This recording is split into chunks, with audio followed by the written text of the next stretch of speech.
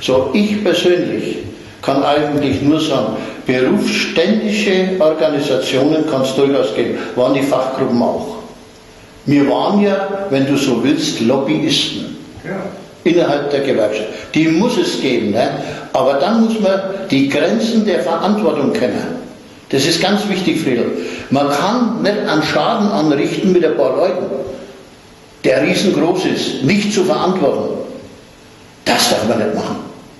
Schau mal, nehmen wir mal bei uns die Fahrdienstleiter. Wir bräuchten ja bloß die Fahrdienstleiter rausziehen. Wir legen die ganze Eisenbahn lahm.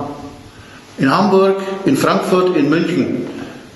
Nur die 3 Orte brauchen wir. Da ziehen wir die Fahrdienstleiter raus. Und die Eisenbahn steht.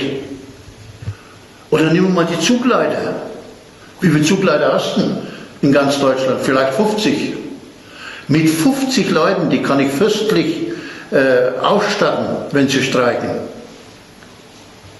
Das darf man nicht machen. Das sieht die Demokratie nicht vor und das sieht das Grundgesetz nicht vor, dass man sowas macht. Man muss wirklich in der Verhältnismäßigkeit und auch in der Verantwortung Augenmaß bewahren.